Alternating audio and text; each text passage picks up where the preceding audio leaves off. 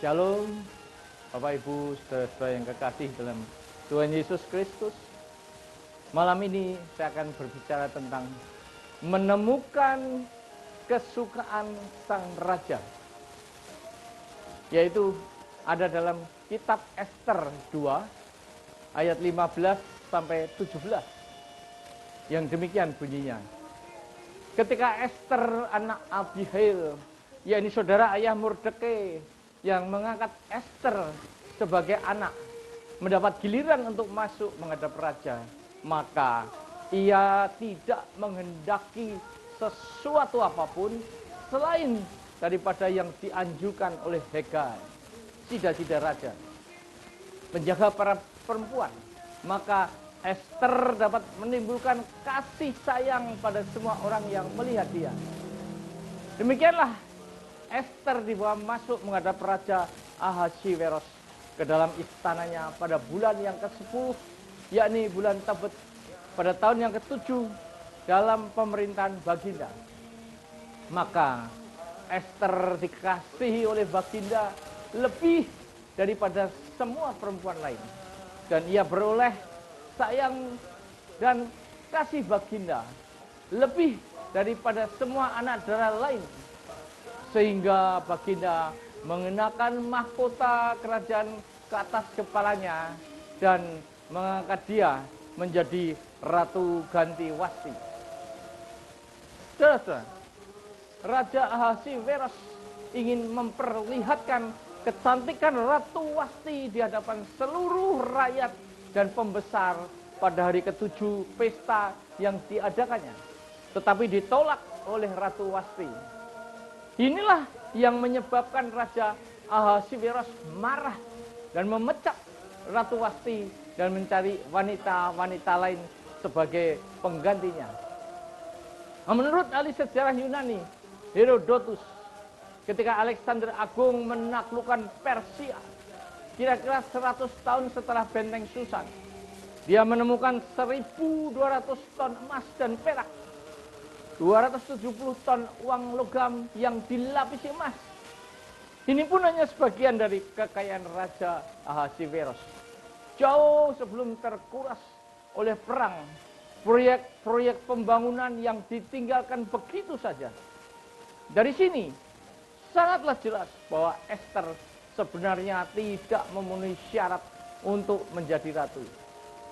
Raja Ahasiweros dapat memperoleh wanita cantik di mana saja, dan haremnya merupakan bukti untuk hal ini. Nah, untuk dapat memikat raja seperti dia, bukan hanya sekedar kecantikan atau daya tarik seksual saja. Ester mungkin hanya dijadikan gundik atau selir, tetapi pasti ada sesuatu di dalam diri Ester, sehingga raja berkomitmen menjadikan Ester sebagai ratunya. Raja yang begitu kaya raya, berkuasa, paling tinggi, dan paling tampan di antara ketiga raja Persia yang hebat. Penuh ambisi, kejam, pahlawan yang cerdas, kekasih yang pencemburu. Kok memilih gadis petani keturunan bangsa buangan, penampilannya sederhana, dan mungkin badannya bau. Jadi apakah rahasia Ester, saudara? Apakah kunci dipilihnya Ester terletak pada kecantikannya, rahasianya, atau kedua-duanya? Saudara-saudara, ada 1.469 peserta calon ratu dari 127 provinsi kerajaan Ahasiweros. Mereka kebanyakan juga putri bangsawan atau orang terpandang. Ester adalah satu dari antara 4 wanita Yahudi tercantik yang ada dalam Alkitab. Yang lainnya adalah Sarah, Rahab, dan Abigail. Nah, inilah saudara-saudara rahasia Ester. Ya, yang pertama, dia mengambil resiko. Yang kedua, dia tulus mencintai raja tanpa pamrih. Dan yang ketiga, dia melakukan apa saja yang disenangi raja. Yang pertama, mengambil resiko. Gadis-gadis yang dipilih mungkin dengan senang hati atau juga karena terpaksa. Karena kalau tidak dipilih menjadi ratu, maka status keperawanannya hilang dan menjadi harem raja yang dikurung di istana selamanya, bagaikan burung di sangkar emas. Dan juga ada unsur pemaksaan, terutama bagi yang sudah punya pasangan atau mau menikah. Nah, persaingan di antara 1459 kontestan bandingkan dengan kontes Miss Universe yang mungkin hanya diikuti oleh puluhan peserta. Ini ribuan, saudara. Dan yang harus dipersembahkan adalah satu-satunya harta yang paling berharga bagi seorang gadis, yaitu keperawanannya. Dan pemenangnya hanya satu. Jadi mereka sangat-sangat serius untuk mempersiapkan kontes ini. Nah, Esther tidak terlahir sebagai keluarga kerajaan atau bangsawan. Bahkan ia berasal dari bangsa buangan yang kehidupannya mungkin seperti petani, bau dan kasar karena bekerja keras setiap hari. Nah, kenyataan-kenyataan secara logika pasti meragukan Esther dapat dipilih menjadi ratu. Tetapi saudara, bagi Tuhan tidak ada yang mustahil. Katakan amin. Nah, persiapan apa sebelum menemui raja? Para peserta selama 6 bulan memakai wangi-wangian dan minyak mur. Kemudian 6 bulan lagi memakai minyak kasai dan lain-lain wangi-wangian perempuan. Sehingga ketika masuk menghadap raja, baunya sangat wangi. Dan apapun yang diminta raja harus diberikan. Termasuk terutama kegadisannya. Nah, setelah itu bagi yang tidak terpilih akan dikembalikan ke rumah harem dan tidak akan ketemu raja kalau tidak dipanggil lagi. Mungkin bisa 4 tahun sekali. Inilah resikonya. Yang kedua adalah tulus mencintai raja tanpa pamrih. Nah, biasanya seorang wanita, apalagi kalau cantik, mayoritas akan mencintai atau memilih pria yang sudah mapan, materinya, kaya. Soal muka mungkin tidak menjadi soal. Nah, mungkin peserta-peserta lain bersolek atau berpakaian menurut selera mereka. Begitu juga perilakunya di hadapan raja karena mereka tidak tahu apa yang disenangi raja. Nah, mungkin ketika raja bertanya, apa yang diinginkan kalau menjadi ratu? Mungkin ada yang menjawab, aku ingin istana sendiri, permata yang indah, bahkan kekuasaan, diperhatikan raja, dan sebagainya. Semua keinginan-keinginan pribadi mereka. Padahal tanpa meminta, otomatis semuanya itu akan dimiliki ketika dia menjadi seorang ratu. Nah, dari segi fisik dan penampilan pasti semua peserta-peserta yang lain juga memiliki, bahkan mungkin lebih dari Esther, body yang aduhai seperti gitar Spanyol tapi yang belum semplok. Nah, tetapi yang terutama dan terpenting rahasianya sehingga raja jatuh hati kepada Esther adalah bukan karena penampilan fisik saja, tetapi seperti yang ada dalam ayat 15b ini. Maka ia tidak menghendaki sesuatu apapun selain daripada yang dianjurkan oleh Hegai, sida raja. Maka Esther dapat menimbulkan kasih sayang pada semua orang yang melihat dia. Hegai tahu rahasianya Raja Ahasveros karena dia dapat masuk ke tempat peraduan raja setiap saat tanpa izin. Jadi dia tahu apa yang disukai oleh Raja Ahasveros. Karena itu dia katakan rahasianya kepada Esther. Ya. Bahkan Hegai ketika melihat Esther, dia juga tertarik. Padahal dia sida-sida itu sudah dikebiri. Jadi inilah rahasia Esther di samping kecantikannya. Yaitu Esther tidak menghendaki apapun juga selain mencintai dan melayani sang raja. dan melakukan apa yang disenangi raja. Dia pasrah bongkoan, mau diapain juga nurut. Ya. Nah, saudara-saudara, yang ketiga adalah melakukan apa yang disenangi raja.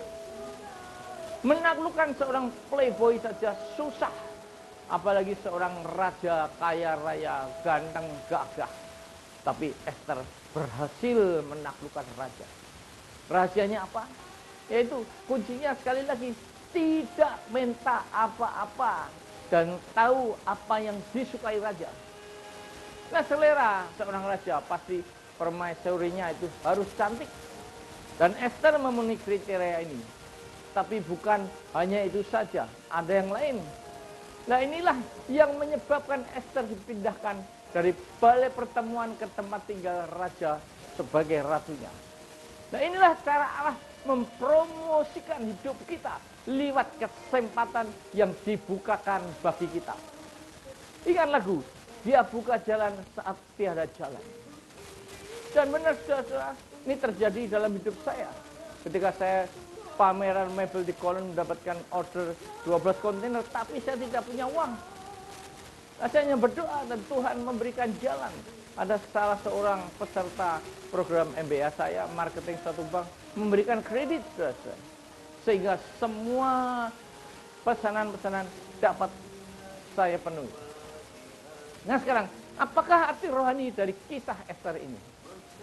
Kisah Esther bukan semata-mata sebuah dongeng tentang persekongkolan, penculikan, pembunuhan, rancangan pemusnahan suatu bangsa, dan suatu percintaan yang mustahil dan berada di ambang pintu kehidupan atau kematian. Kisah Esther mengungkapkan hikmat kekal tentang masa depan dan tujuan hidup saudara dan saya yang sudah ditetapkan Allah sebagai takdir. Kisah Esther mengungkapkan hikmat Allah yang kekal tentang masa depan dan tujuan saudara sendiri. Naiknya kedudukan seorang rakyat jelata menjadi seorang bangsawan, tempatnya menjadi ratu, menyalakan impian-impian yang dapat menjadi kenyataan di dalam kehidupan kita masing-masing. Sekalipun kita harus menghadapi begitu banyak rintangan dan ujian. Saudara, semua orang pasti ingin hidup yang lebih baik dari keberadaan yang ada sekarang ini. Kitab Esther adalah pewahyuan tentang bagaimana cara Allah mengatasi kelemahan dan kegagalan kita, manusia yang berusaha untuk mencapai ruang tahtanya dengan cara meningkatkan posisi dan kedudukan kita. Esther memandang mata raja, menyentuh hatinya, dan mendapatkan kasih sayangnya. Esther tidak terlahir sebagai keluarga kerajaan atau bangsawan. Bahkan dia berasal dari bangsa buangan yang kehidupannya mungkin sebagai petani, bau dan kasar karena bekerja keras. Nah, jika Esther dapat terpilih sebagai ratu, maka saudara pun juga dapat dipilih Allah untuk perubahan dalam hidup saudara, mempunyai masa depan yang lebih baik lagi. Katakan amin. Sejumlah rahasia ilahi tentang transformasi menunggu saudara di dalam kisah antara hidup dan mati yang dialami Esther yang hidup di Persia sebelum zaman Islam. Tersembunyi di dalam rahasia-rahasia protokol istana, sandi yang menggambarkan tujuan Alkitab, bagaimana mendapatkan akses ke hadirat Allah. Secara harfiah, kitab Esther berisi sebuah peta jalan menuju Allah. Esther berhasil merebut hati sang raja sehingga diangkat menjadi ratu dan selanjutnya juga menyelamatkan bangsanya. Kisah di Esther di Alkitab telah membuat saya yakin bahwa ketertarikan kita pada transformasi yang terwujud melalui cinta dan kemauan adalah berasal dari Allah. Nah, jika kisah Esther menggambarkan seorang petani yang menjadi ratu, maka kisah pendahulunya melukiskan tentang kejatuhan seorang ratu Persia, yaitu Ratu Wasti.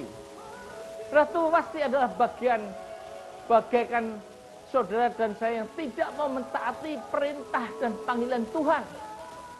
Seringkali saudara dan saya disibukkan dengan urusan-urusan pribadi, kesenangan dan kenikmatan duniawi, bisnis, arisan, salon, pertemuan sosial dan sebagainya. Bahkan di gereja seringkali pikiran kita melayang kemana-mana. Waktu firman dikatakan malah dipakai untuk bermain HP atau ngerumpi. Bahkan ada firman dipakai sebagai obat tidur. Kita lupa menggunakan waktu dan kesempatan hidup ini untuk melayani Tuhan, untuk menyenangkan hati Tuhan, untuk menjadi saluran berkat-Nya. Bahkan ketika sudah diperingati dengan masalah-masalah, penyakit dan sebagainya, tapi masih bebal dan berkeras hati, tegar tengkuk. Kita menjadi orang Kristen agamis, hanya mengikuti ritual-ritual agama dan bukannya mempersembahkan hati kita, bukan sebagai pelaku-pelaku firman. Dan seringkali Tuhan diperlakukan sebagai ATM, minta berkat saja. Atau mungkin sebagai pembantu, minta ini dan itu. Tuhan, aku pengen beli mobil, mau beli rumah ini itu. Tuhan, kalau bisa seminggu lagi Tuhan. Itulah, kita perlakukan Tuhan sebagai pembantu. Nah, Raja Ahasiweros melambangkan Yesus, Raja segala raja, yang jauh lebih kaya dari Ahasiweros. Karena Yesus yang memiliki dunia dan kerajaan surga, yang jalan-jalannya terbuat dari emas murni, dindingnya dari batu permata asli, yaspis dan sebagainya. Dia sudah di surga mulia menyediakan tempat bagi saudara dan saya yang dipilih menjadi mempelainya. Nah, Hage adalah Roh Kudus yang tahu kesukaan Raja Yesus Kristus. Ya. Jikalau kita tidak tahu harus berdoa apa, dengan ucapan keluhan yang tidak dapat dikeluarkan, maka kita minta bantuan Roh Kudus untuk berdoa. Kita serahkan bibir, lidah kita pada Roh Kudus untuk berdoa. Dan jika bisa bahasa roh, kita berdoa dalam bahasa roh.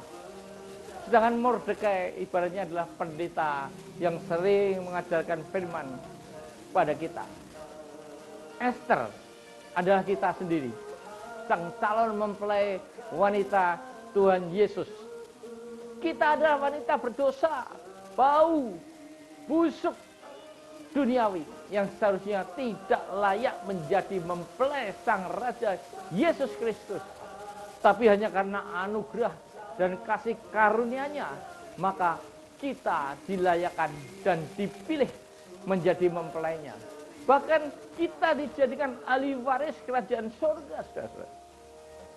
Nah, jika Esther mempersiapkan selama setahun untuk menghadapi Raja Ahasiweros, maka kita dipersiapkan seumur hidup sebelum menemui Tuhan Yesus, sang mempelai pria kita di surga mulia. Nah, apakah kita nantinya akan finishing well dalam hidup ini? Seperti Tuhan Yesus ketika di kayu salib berkata, "Tetelestai," sudah genap. Atau seperti kata Rasul Paulus, "Aku sudah mengakhiri pertandingan dengan iman dan mencapai garis finish." Nah, persiapan apa yang sudah dilakukan untuk menghadap Sang Raja Kristus? Banyak orang Kristen bayi atau Kristen karnal, sekalipun sudah bertahun-tahun menjadi orang percaya, ke gereja, ikut PA, komsel, menjadi aktivis dan sebagainya. Pengetahuan akan firman Allah, bahkan doktrin-doktrinnya sudah bertambah.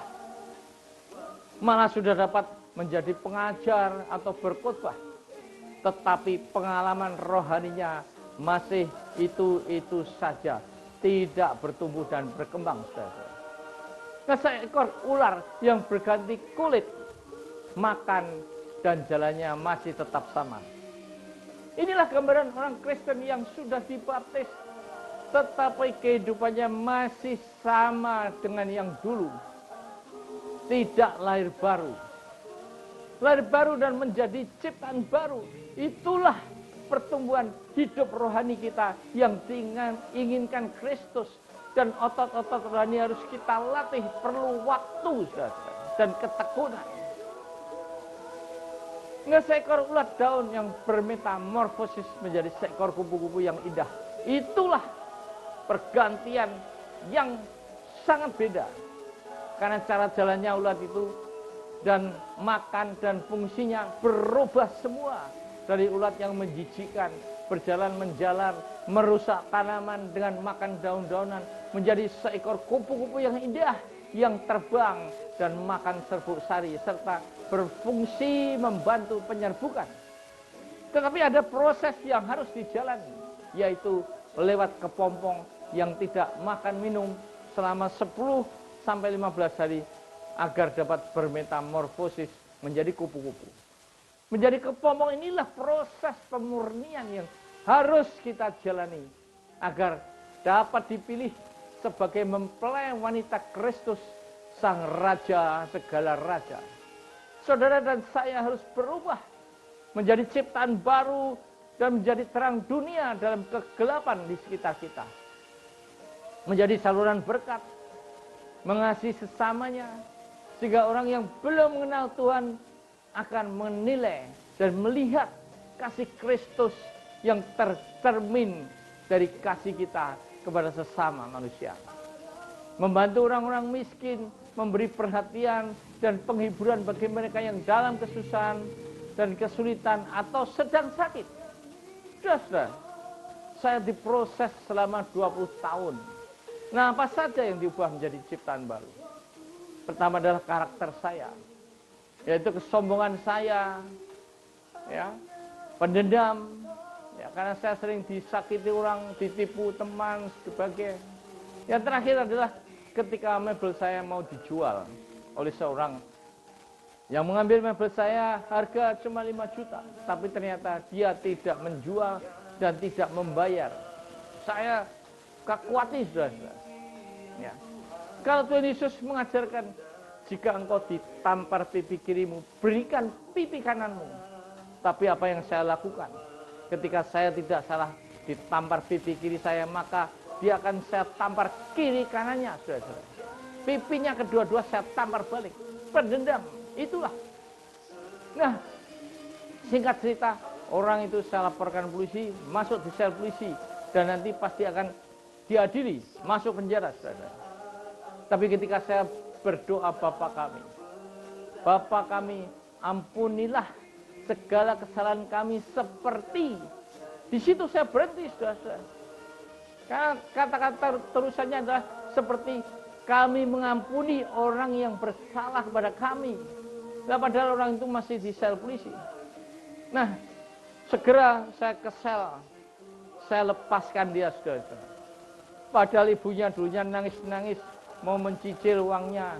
Kakaknya tentara nyamper saya tidak peduli. Itulah seorang pendendam.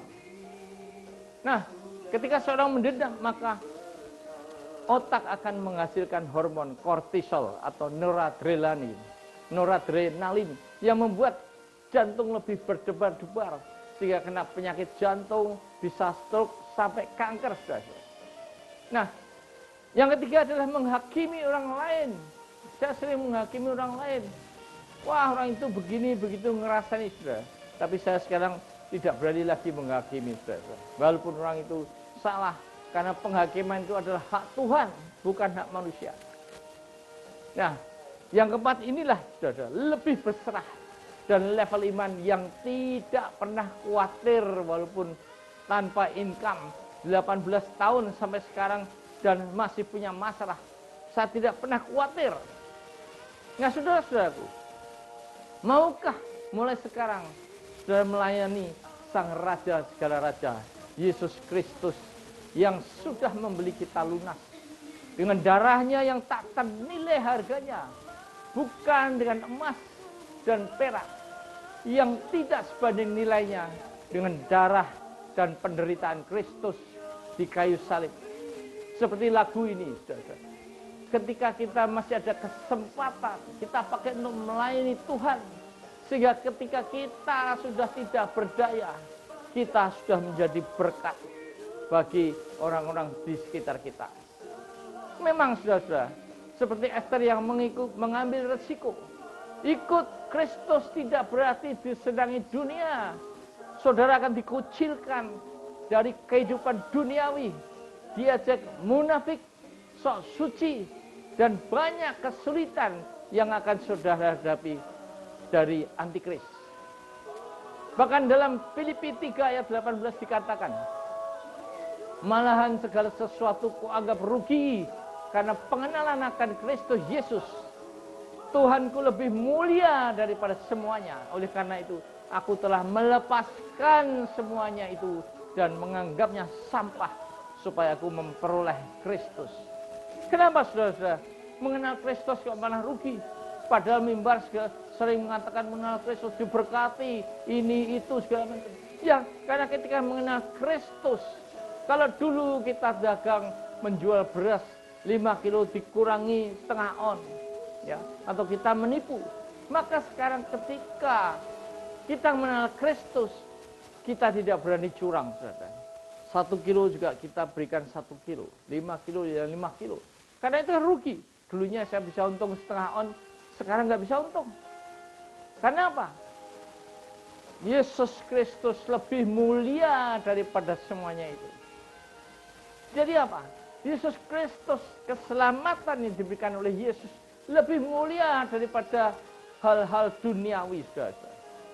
Oleh karena itu, aku telah melepaskan semuanya itu dan menganggapnya sampah. Aku telah melepaskan hidup dosa kedaginganku, menipu dan segala macam kejahatan dan dosa, dan dianggap itu sampah. Sampah adalah sesuatu yang tidak berguna, dibuang, saudara. Supaya apa? Supaya aku memperoleh Kristus. Inilah, saudara. Jika kita memperoleh Kristus, maka damai sejahtera, kehidupan kekal di surga, itu adalah jaminan bagi kita, saudara, daripada hidup di dunia yang merupakan hal-hal yang fana. Nah, apakah dalam melayani Tuhan kita mempunyai interest terutama mencari berkat-berkat duniawi? Tidak ingatkah saudara bahwa darah Kristus yang tidak ternilai harganya sudah dikucurkan dengan penderitaan di kayu salib bagi saudara dan saya? Tak ada satupun perbuatan kita yang layak untuk membayar darah Kristus. Seperti Esther yang mencintai Ahasiweros tanpa pamrih, demikian juga seharusnya kita melayani Tuhan. Pelayanan adalah sebagai ungkapan syukur atas dibebaskannya saudara dan saya dari hukuman dosa, yaitu maut. Yang diperlukan hanyalah menyenangkan hati Kristus Sang Raja dengan menjadi pelaku firman, memuliakan namanya dan menjadi saksinya di dunia ini atas kasih setianya, penyertaan dan berkatnya. Berkat itu otomatis akan diberikan karena saudara dan saya adalah mempelai Kristus Sang Raja segala raja. Bahkan saudara dan saya diangkat sebagai ahli waris kerajaan surga. Bayangkan saudara. Sudah selama 18 tahun tanpa income. Belum pernah saya makan nasi kecap, apalagi kelaparan, saudara. Bahkan dapat menjadi saluran berkat dan melayani sampai kemana-mana, baik di Indonesia maupun ke luar negeri. Karena apa? Karena janji penyertaannya dalam Ibrani 13 ayat 5 adalah ya dan amin. Aku sekali-kali tidak akan melupakan engkau, dan aku akan menyertai engkau sejauh engkau tidak menjadi hamba uang. Nah, dengarkanlah kesaksian saya dalam renungan saya yang lain, Yehovah Jireh atau My God is Real. Saudara-saudaraku yang kekasih dalam Tuhan Yesus, maukah saudara dinobatkan sebagai mempelai wanita Kristus? Jalanilah proses dalam kehidupan saudara agar saudara menjadi ciptaan baru, mau diproses agar bau harum surgawi menggantikan bau busuk duniawi. Putuskan sekarang juga. The bad news, time is running. But the good news, you are the pilot. Amin.